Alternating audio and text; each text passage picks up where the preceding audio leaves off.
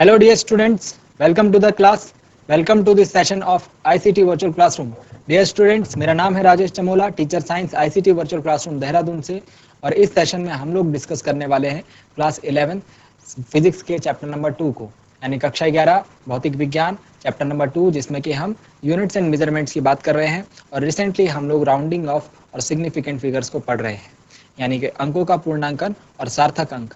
अपनी पिछली क्लास में हमने देखे थे सार्थक अंक से संबंधित कुछ एग्जांपल्स, कुछ क्वेश्चंस, राउंडिंग ऑफ से संबंधित कुछ एग्जांपल्स, कुछ क्वेश्चंस। आज की क्लास में, इस क्लास में हम लोग इसको करेंगे कंटिन्यू, और कुछ क्वेश्चंस को हम और करेंगे। त्रुटि से संबंधित भी कुछ क्वेश्चंस को करने का हम प्रयास करेंगे। तो डियर स्टूडेंट्स, मैं उम्मीद करता हूँ आप सबके सब फिट, फाइन और हेल्दी होंगे और बिल्कुल रेडी होंगे क्लास के लिए।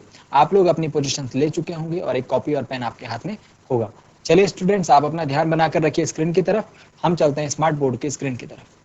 अपनी पिछली क्लास में हमने अनिश्चित अंकों का पूर्णांकन यानी राउंडिंग ऑफ अनसर्टेन डिजिट्स देखा था, ठीक है। और उसके बाद हम लोग इस क्वेश्चन पर आए। क्वेश्चन को मैं आपके सामने रीड कर लेता हूं एक बार। क्वेश्चन है, एग्जाम्पल है आपकी एनसीईआरटी की बुक का। किसी घन की प्रत्येक भुजा की माप 7.203 मीटर है। उचित सार्थक अंकों तक घन का कुल पृष्ठ क्षेत्रफल एवं आयतन ज्ञात कीजिए। मतलब एक घन दिया हुआ है हमें। घन क्या होता है? घन की प्रत्येक भुजा क्या होती है? समान होती है ना। तो भुजा कितनी दी हुई है हमें? इसकी भुजा यानी साइड 7.203 मीटर हमें इसकी साइड दी हुई है। और हमको क्या करना है? नंबर 1, हमको घन का कुल पृष्ठीय क्षेत्रफल ज्ञात करना है, ठीक है। घन का कुल पृष्ठीय क्षेत्रफल यानी total surface area of cube is equal to 6 into a square, यानी 6 इंटू साइड स्क्वायर, 6 गुणा भुजा का स्क्वायर होता है, ठीक। वैल्यूज पुटअप करेंगे। 6 गुणा भुजा कितनी है इसकी? भुजा है इसकी 7.203 मीटर, यानी 7.203 का स्क्वायर। 6 इंटू 7.203 जब आप करेंगे तो आपको मैंने आंसर लिखा था पिछली क्लास में भी, पिछली बार में बताया हुआ है क्वेश्चन। इसका जो आंसर आएगा that will be 311.299254 metre square. इसका आंसर इतना आएगा। बट हम जो इसमें कितने सार्थक अंक मुझे दिख रहे हैं? 1 2 3 4 5 6 7 8 9, 9 सार्थक अंक मुझे देखने को इसमें मिल रहे हैं। कितने सार्थक अंक? 9 सार्थक अंक। क्या 9 सार्थक अंक हम रख सकते हैं इस आंसर में? नहीं। कितने सार्थक अंक रखेंगे उसके लिए हम क्वेश्चन में चलते हैं। ये भुजा थी हमारे पास स्टार्टिंग में, इसको कैलकुलेट करके हमारा आंसर आया है। इसमें कितने सार्थक अंक मुझे दिख रहे हैं? 4 सार्थक अंक। तो मुझे आंसर में भी कितने रखने? 4 सार्थक अंक। यानी कि जो लास्ट के जो 5 सार्थक अंक है इनको मुझे हटाना है। इनको मुझे क्या करना है? हटाना है। आप जरा ध्यान दीजिए, इनको हटाने के लिए मैं क्या करूंगा? इनको हटाने के लिए मैं पूर्णांकन का प्रयोग करूंगा। तो पूर्णांकन के लिए क्या था हमारे पास नियम? हमारे पास नियम ये था कि जब किसी संख्या को हटाया जाए, वो 5 से बड़ी हो, तो उससे पहले वाली संख्या में 1 जोड़ दिया जाता है। तो इसको हमको हटाना है इससे आगे। ये क्या है? ये 5 से बड़ी है, तो इससे पहले वाली संख्या में 1 जोड़ दिया जाएगा, मतलब 311.1 ये हो जाएगा। सॉरी 2 है ना, तो 3 हो जाएगा। 1 ऐड करके ये कितना हो जाएगा? 3 हो जाएगा। 311.3 metre square, it will be our answer, ठीक है। आंसर हम क्या लिखेंगे? 311.3 मीटर स्क्वायर। बात समझ में आ गई? इसी प्रकार से इसका नेक्स्ट पार्ट भी करते हैं। हम घन का आयतन भी कैलकुलेट करते हैं, यानी वॉल्यूम भी कैलकुलेट करते हैं। तो चलिए सेकंड पार्ट में हम लोग क्या करेंगे? सेकंड पार्ट में हम लोग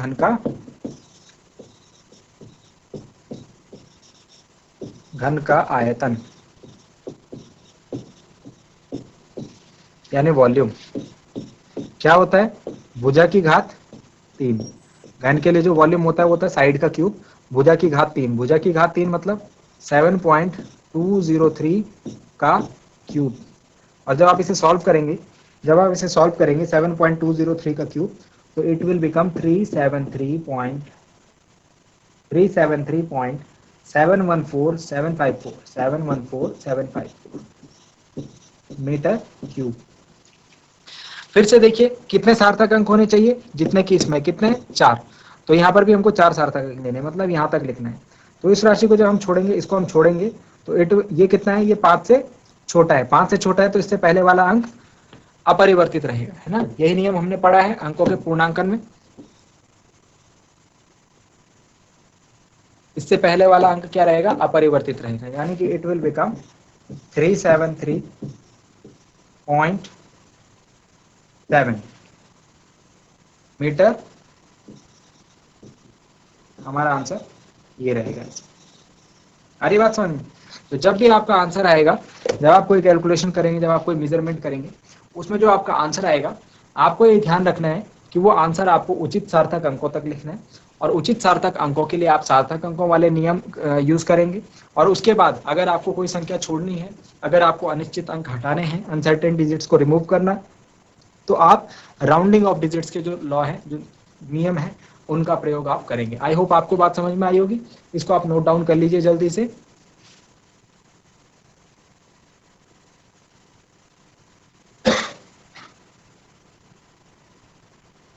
इसको जल्दी से नोट डाउन कर लीजिए बच्चों। ओके, तो नेक्स्ट क्वेश्चन के ऊपर चलते हैं। Second part.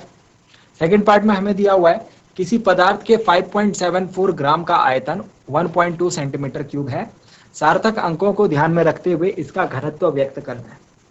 सबसे पहले वैल्यूज नोट डाउन कर लेते हैं जो हमको दी हुई है।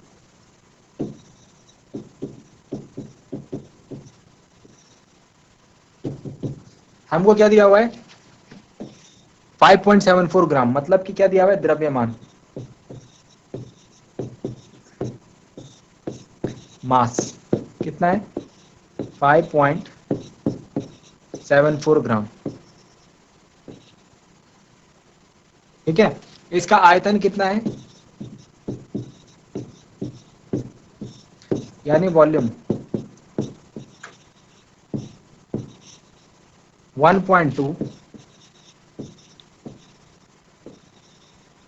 Centimetre cube. Value is 1.2 centimetre cube.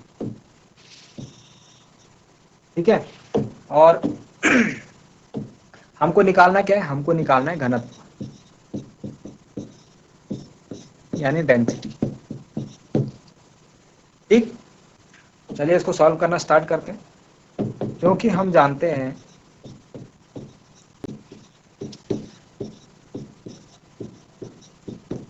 we know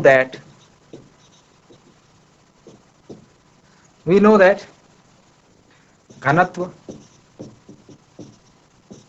बराबर द्रव्यमान बटे आयतन, density is equal to mass upon volume. इसको इन शॉर्ट कैसे लिख सकता हूं मैं, इन शॉर्ट में इसको ऐसे लिख सकता हूं, D is equal to M upon B. Values put up करेंगे। एम का मान कितना है, द्रव्यमान कितना है, 5.74 ग्राम, और V का मान कितना है, 1.2 सेंटीमीटर क्यूब। ठीक है, अब जब इसे कैलकुलेट करेंगे, जब आप इसे डिवाइड करेंगे, तो इट विल बिकम, पॉइंट से पॉइंट हटा दीजिए, नीचे एक जीरो बढ़ जाएगा, तो इट विल बिकम 574 अपॉन 120। 2 से इसको काट सकते हैं 60 टाइम्स। ठीक है, तो 287 डिवाइडेड बाय 60,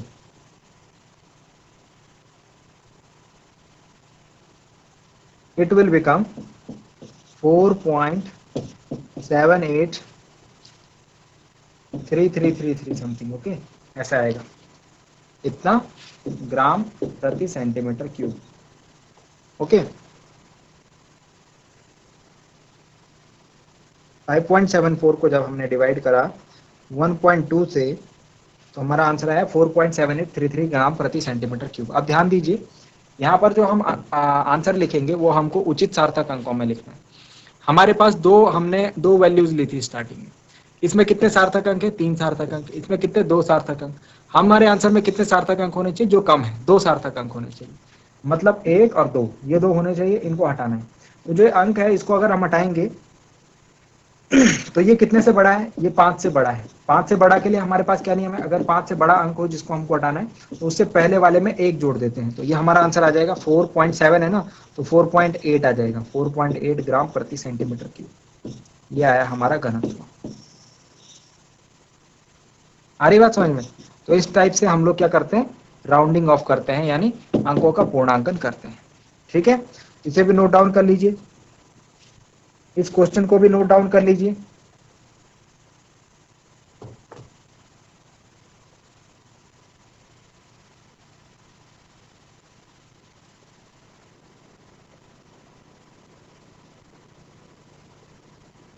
नोट डाउन कर लिया आपने?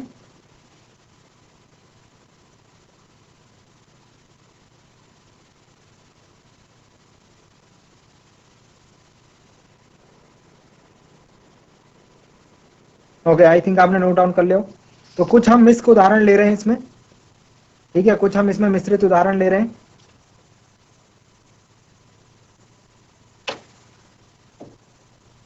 चलिए, इसको मैं इरेज कर रहा हूं, आप अगर नोट डाउन कर रहे हैं तो जल्दी से कर दीजिए।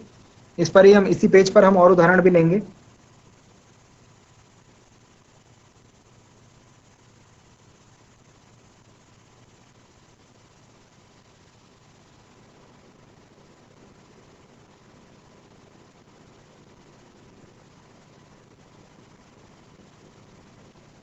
चलिए,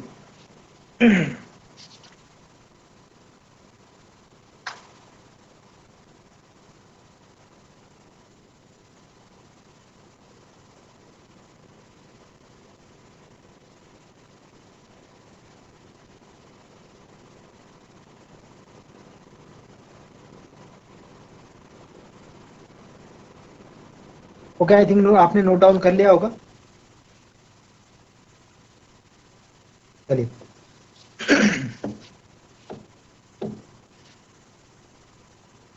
नेक्स्ट क्वेश्चन नोट डाउन कीजिए।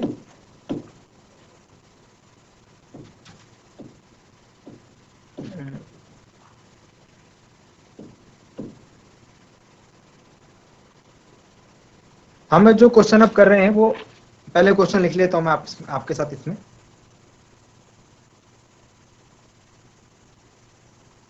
अभी हम लोग जो ये चैप्टर है, इस चैप्टर के जो लगभग जो मापक एवं मात्रक एवं मापन वाला पार्ट है उसको कवर अप कर चुके हैं। इसके बाद हम लोग जो टॉपिक पढ़ेंगे वो पढ़ेंगे डायमेंशनल एनालिसिस। वो हम लोग पढ़ने वाले हैं डायमेंशनल एनालिसिस।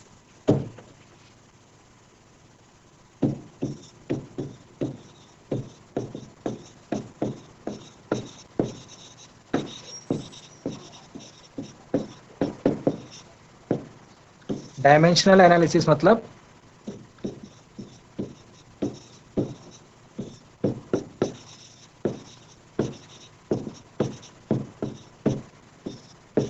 विमीय विश्लेषण। विमीय विश्लेषण में हम लोग क्या बात करने वाले हैं कि जो भौतिक राशियां हैं उनको हम विमीय रूप से उनकी विमाओं के आधार पर किस प्रकार से हम उनको समझते हैं और किस प्रकार से राशियों की जो विमाएं होती है उसकी क्या सिस्टम है, उसका क्या पद्धति है। तो विमीय विश्लेषण में हम लोग बात करने वाले हैं किन्हीं राशियों की विमाओं के बारे में, भौतिक राशियों की विमाओं के बारे में, और विमाओं के आधार पर हम उनका विश्लेषण भी करने वाले हैं। तो ये चैप्टर आपके लिए टोटली न्यू है और इंटरेस्टिंग है। आपने इस चैप्टर को जो है, आप इस टॉपिक को जो है बिल्कुल क्लास 11th में पहली बार पढ़ रहे हो, ठीक है। तो इसे तो मैं अगली क्लास से स्टार्ट करूंगा, पूरा फ्रेश स्टार्ट करेंगे इसे। अभी हमारे पास समय उतना नहीं है कि मैं इसका इंट्रोडक्शन आपको अच्छे तरीके से दे पाऊँ। अगली क्लास में हम इसको अच्छे तरीके से स्टार्ट करेंगे, इसीलिए आप अगली क्लास में अच्छी संख्या में और प्रिपेयर होकर के आइए, ठीक है। अभी हम लोग जो है क्वेश्चन आंसर कर लेते हैं। देखो, विमीय विश्लेषण हमारे लिए बिल्कुल न्यू टॉपिक है और इंटरेस्टिंग है और बिल्कुल नया है। तो आप इसको अगर अभी समझ लोगे अच्छे तरीके से तो आगे आपको समस्या इसमें नहीं आएगी, ठीक है। हम लोग जो है एक एग्जाम्पल ले रहे हैं, एक क्वेश्चन ले रहे हैं त्रुटियों के संयोजन पर। तो हमारे पास दो घन दिए हुए हैं,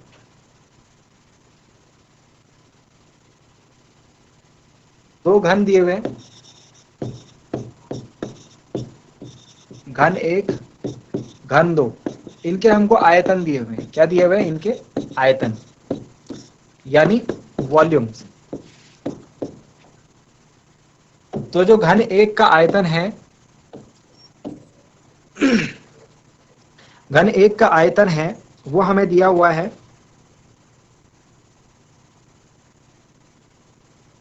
2 सेंटीमीटर क्यूब प्लस माइनस 0.02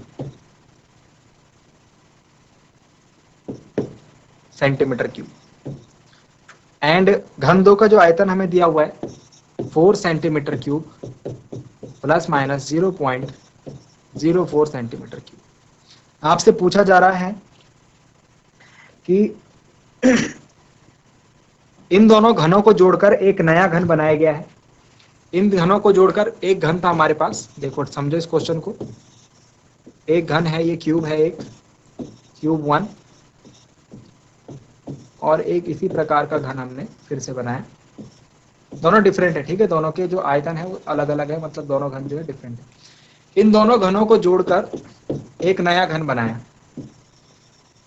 तो उस क्यूब का आयतन, वॉल्यूम और उसमें जो एरर है, उसमें त्रुटि है, वो हमको फाइंड आउट करनी है। आई बात समझ में? हमको क्या करना है, उस क्यूब का जो आयतन है उसको और उसमें जो त्रुटि है उसको फाइंड आउट करना है।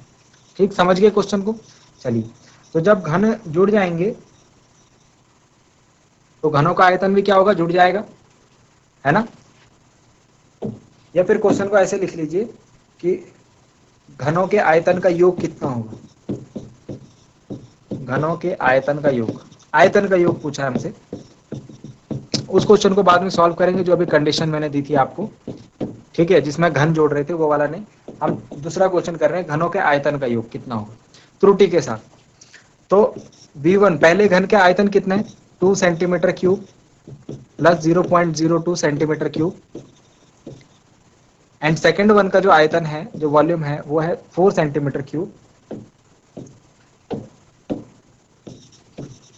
Plus minus 0.04 centimetre cube. हमसे पूछा जा रहा है योग, तो योग के लिए हम क्या करेंगे, दोनों को जोड़ देंगे, ठीक है। दोनों को जोड़ देंगे तो हमारे पास जो वैल्यू आएगी 2 प्लस 4 सेंटीमीटर क्यूब, मतलब 6 सेंटीमीटर क्यूब। ये तो क्या है इसका, ये इसका वास्तविक मान है, एक्सपेरिमेंटल मतलब ट्रू वैल्यू है इसकी।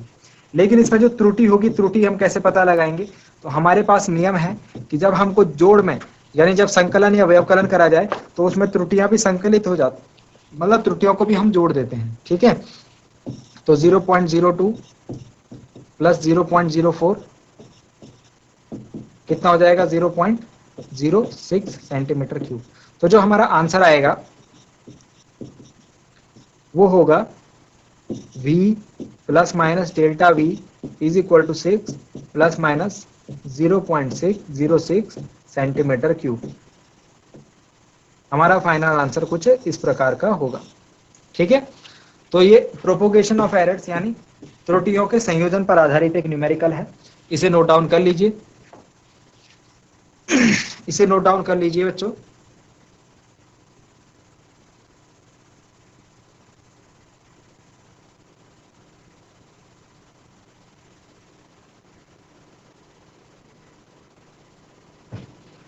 चलिए, अगर सेकंड पार्ट में इसी क्वेश्चन में ये बोल दिया जाए, अगर सेकंड पार्ट में इसमें ये बात बोल दी जाए, इसको मिटा लेते हैं पहले।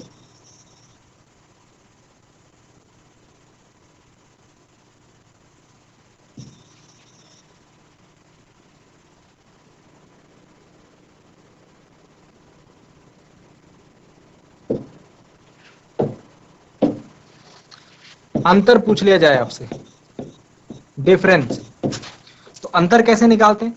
अंतर मतलब घटाना, लेकिन घटाते किस में से, बड़ी में से छोटी राशि को। तो बड़ी में से छोटी राशि को घटाएंगे, मतलब जो यहाँ पर आंसर आएगा हमारा V बराबर, वो V2 माइनस V1 करके आएगा, V1 माइनस V2 करके नहीं, क्योंकि V2 देखो ये ज्यादा बड़ा है, ये छोटा है, तो बड़े में से छोटी राशि घटाई जाती है अंतर में हमेशा, छोटी में से बड़ी राशि नहीं घटाई जाती, ठीक है। तो V2 माइनस V1, इसीलिए उसे अंतर बोला, घटाने के लिए नहीं बोला। तो V2 कितना हमारे पास 4, यहाँ पर अगर हम ट्रू वैल्यू इसकी निकालें, ट्रू वैल्यू यानी जो वास्तविक मान है वो निर्धारित करें, तो V2 कितना है 4 सेंटीमीटर क्यूब और V1 कितना है 2 सेंटीमीटर क्यूब। V1 कितना है 2 सेंटीमीटर क्यूब। तो 4 में से 2 गए, 4 में से 2 गए, कितना बचा 2 सेंटीमीटर क्यूब। तो ये 2 सेंटीमीटर क्यूब क्या है, इसका वास्तविक मान है। लेकिन जब त्रुटि की बात करी जाएगी, जब त्रुटि हम लोग फाइंड आउट करेंगे, एरर फाइंड आउट करेंगे, तो एरर में क्या होगा, हमने क्या कहा था कि चाहे संकलन करो चाहे व्यवकलन करो, चाहे हम जोड़ो उन्हें या फिर चाहे उनका अंतर निकालो, त्रुटियां तो हमेशा संयोजित ही होंगी, त्रुटियां हमेशा जुड़ेंगी ही। ठीक है, तो त्रुटियां क्या होगा इस टाइम, जुड़ जाएंगी, फिर से जुड़ जाएंगी। चाहे अंतर निकालो चाहे आप जोड़ो, त्रुटियां जुड़ेंगी ही। तो अंतर कितने, जो त्रुटियों का संयोजन त्रुटियां जुड़ करके कितनी हो जाएंगी, 0.04, दैट विल बी 0.06। तो जो हमारा आंसर आएगा v plus minus delta v, वो कितना आएगा इस केस में, 2 प्लस माइनस 0.06 सेंटीमीटर क्यूब। आगे बात समझ में। तो इस प्रकार से हम लोग जो है अपनी जो बातें हमने सीखी हैं उनको इस प्रकार से एग्जीक्यूट करेंगे। नोट डाउन कर लीजिए, नोट डाउन कर लीजिए बच्चों।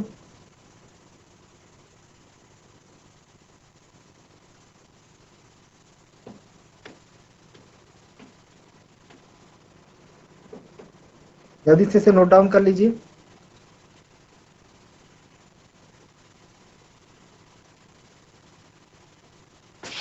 आई होप आप एंजॉय कर रहे हो क्लास को। चलिए एक और एग्जांपल लेते हैं, एक और क्वेश्चन लेते हैं।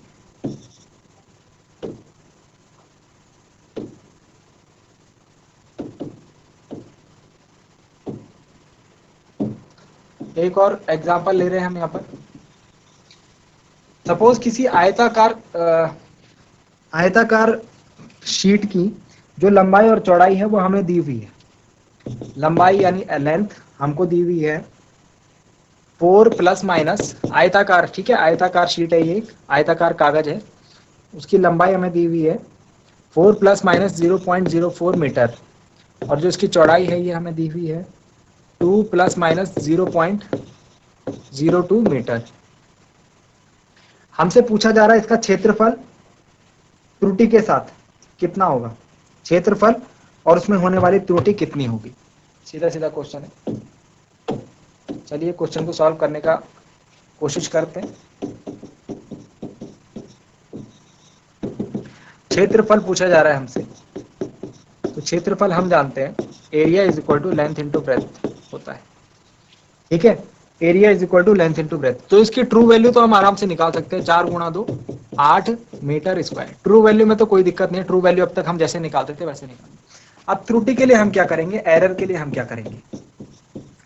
एरर के लिए हमारे पास तीसरा नियम है कि जब त्रुटियों की गुणा हो रही होगी, जब गुणनफल हो रहा होगा, सॉरी जब राशियों की गुणा हो रही होगी, तो वहां पर हमको कौन सी त्रुटि मिलने वाली है, वहां पर हमको आपेक्षिक त्रुटि मिलने वाली है। मतलब कि मैंने आपको बताया था डेल्टा ए अपॉन ए आपको मिलने वाला है, और डेल्टा ए अपॉन ए क्या होगा, डेल्टा एल अपॉन एल होगा, डेल्टा बी अपॉन बी होगा, और इनका सम होगा। यानी कि यहाँ पर जो क्षेत्रफल में आपेक्षिक त्रुटि होती है वो लंबाई और चौड़ाई में जो आपेक्षिक त्रुटियां हैं उनका योगफल होगा। बात समझ में आई। चलिए इसको कैलकुलेट करते हैं। डेल्टा एल कितना है हमारे पास दिया हुआ, हमारे पास डेल्टा एल दिया हुआ है डेल्टा ए अपॉन ए की वैल्यू अभी अभी हमने कंसिडर करी है 8। ठीक है, delta A upon 8, delta L है हमारे पास, ये रहा डेल्टा एल 0.04 अपॉन एल कितना है 4, प्लस डेल्टा बी कितना है 0.02, और बी कितना है 2।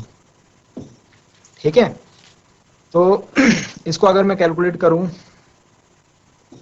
0.02 अपॉन 2 हो जाएगा ये भी। ठीक है, और ये जोड़ करके हो जाएगा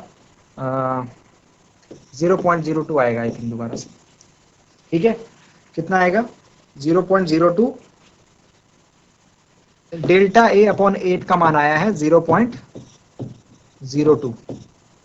तो डेल्टा ए का मान कितना आएगा भाई, डेल्टा ए का मान आएगा 0.02 इंटू 8, मतलब 0.16 मीटर स्क्वायर।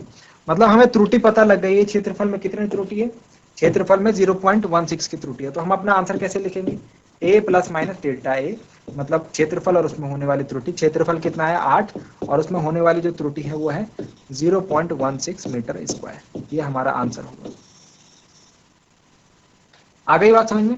तो जब हम गुणनफल करते हैं तो उस वक्त हम लोग किस प्रकार से त्रुटि निकालते हैं, ये बात समझ में आ गई। Okay good. एक और एग्जांपल करें, एक और एग्जांपल करना चाह रहे हैं। आई होप आपको ये समझ में आ रहा होगा, इंटरेस्टिंग लग रहा होगा। आई होप कि आपको समझ में आ रहा होगा।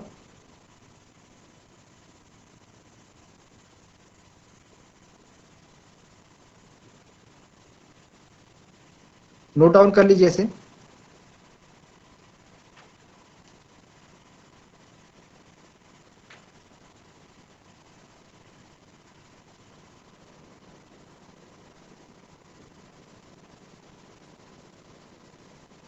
ऐसा ही एक और क्वेश्चन है,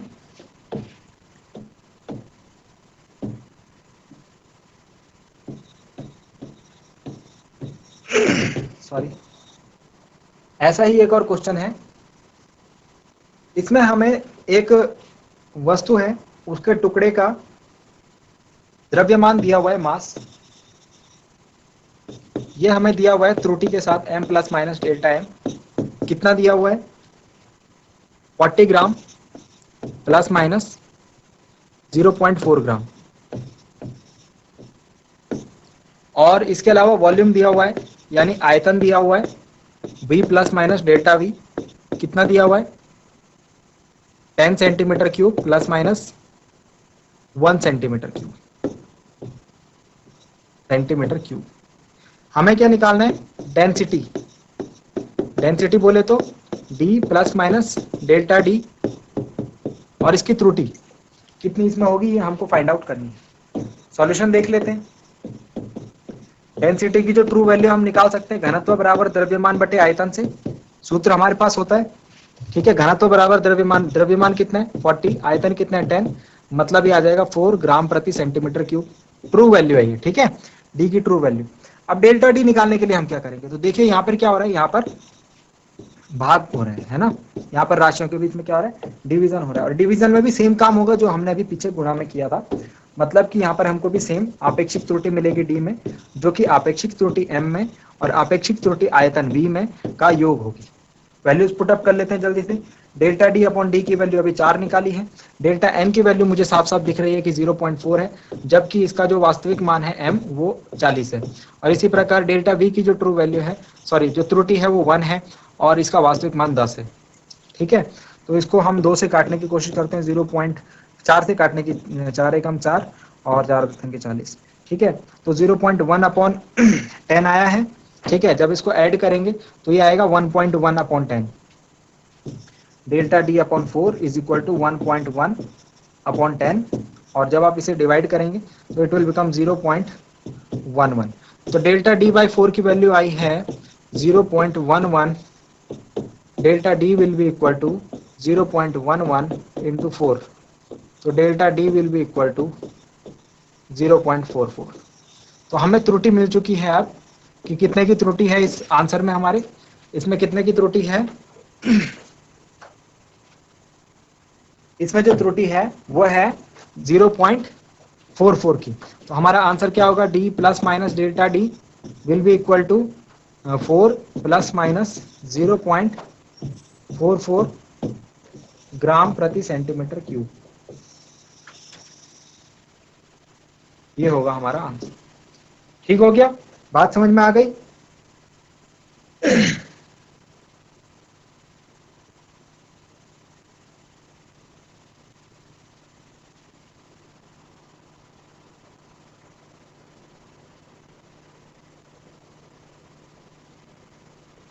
आई थिंक आपको बात समझ में आई होगी, ठीक है।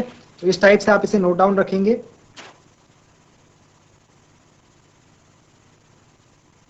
Okay good. तो इस प्रकार से आपको क्वेश्चंस करने हैं। ये मैंने एरर्स पर आधारित कुछ क्वेश्चन करवा दिए हैं। अब तक जितने भी टॉपिक्स हमने पढ़े उनको हमने नियम और उनके क्वेश्चंस और उनके एग्जांपल्स काफी सारे लिए। तो आप लोग अगर क्लास में आप रेगुलर रहेंगे और जो चीजें यहाँ पर बताई जाती हैं उनको नोट रखेंगे, तो जो भी चीजें यहाँ पर बताई जा रही हैं उनसे रिलेटेड सारा मटेरियल, सारे नोट्स आपके पास रहेंगे और आप उनको टाइम टाइम पर रिवाइज करते रह पाएंगे, ठीक है। तो इतना आज के लिए। अगले क्लास में हम लोग एक बहुत इंपॉर्टेंट टॉपिक को पढ़ने वाले हैं जो कि है विमीय विश्लेषण। So dear students, I hope कि आज की क्लास पढ़ के आपको कुछ नया सीखने को जरूर मिला होगा, इंटरेस्टिंग लगी होगी और आपने आज की क्लास में एंजॉय किया होगा। मिलते हैं अगली क्लास में एक नए और इंटरेस्टिंग टॉपिक के साथ। एक बार फिर से मैं आपको बता दूं कि डायमेंशनल एनालिसिस स्टार्ट होने वाली है, विमीय विश्लेषण। इसको और आप जरूर फोकस करें, इसको आप अच्छे तरीके से समझें और जो बातें बताई जाती है उनको नोट्स के रूप में अपने कॉपी में जरूर नोट डाउन करते रहें। आज के लिए इतना ही। मिलते हैं अगली क्लास में एक नए और इंटरेस्टिंग टॉपिक के साथ। क्लास से जुड़ने के लिए आप सभी का बहुत बहुत धन्यवाद। Thank you very much and have a nice day.